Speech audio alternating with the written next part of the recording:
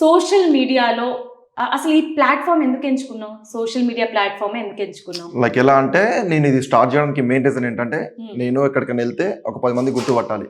Okay. ఇది నా mind set లో ఉండే. సో ఇట్లా అని చెప్పి నేను టిక్ టాక్ స్టార్ట్ చేసిన స్టార్టింగ్ లో. ఆ టిక్ టాక్ నుంచి చిన్నగా బయట జనాలు గుర్తుపడడం స్టార్ట్ చేశారు.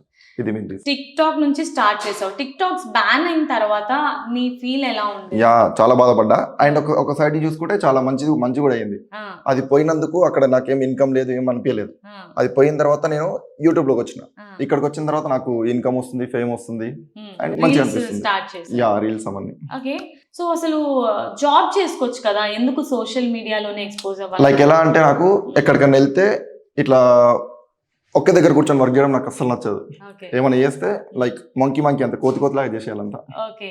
అంతే. సో వన్ షాట్ కి మనం ఫేమస్ అయిపోవాలి అంటే సినిమాలో ఏమైనా ట్రై చేద్దామనా లేదంటే ఫేమ్ కోసమా?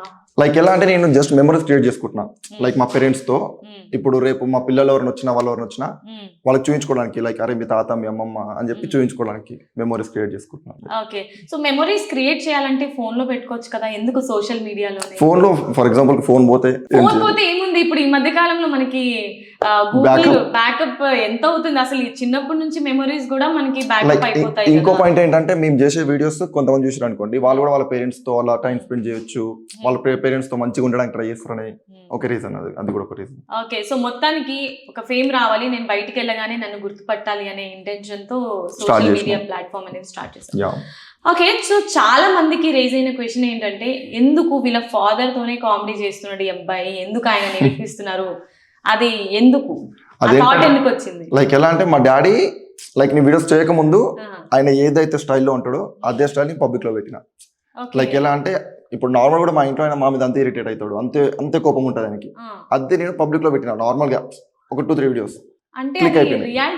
యా అంటే ఆల్మోస్ట్ 100 లో 70% రియాలిటీ ఉంటుంది, 30% స్క్రిప్ట్ ఉంటుంది. ఓకే. సో మీ ఫాదర్ ని అంటే మీ ఫాదర్ కూడా మీకు తగినట్టుగానే మీకు చాలా సపోర్ట్ చేస్తున్నారు వీడియోస్ లో కామెడీగా. బట్ ఆయన నిజ స్వరూపం అలా ఉంటుందా లేకపోతే ఏదైనా డిప్రెషన్ లో అలా ఉండడం ఎలా ఉంటాడు? సో మేము కొన్ని వీడియోస్ చూడడం జరిగింది.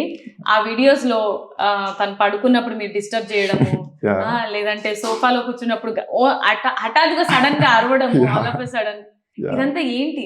ఇరిటేట్ చేస్తుంటారు. సో ఆయన ఇరిటేట్ చేయడం వల్ల మీకు హ్యాపీనెస్? నాకు చాలా హ్యాపీనెస్ వస్తుంది.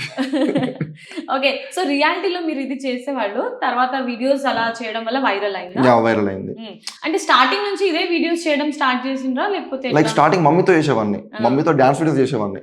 లైక్ తర్వాత ఏమైందంటే ఒక చిన్న 2-3 టైమ్స్ మా డాడీతో ట్రై చేసిన, అవి బాగా వైరల్ అయిపోయినాయి. ఇంకా అదే కంటిన్యూ చేయడం స్టార్ట్ చేసేసిన.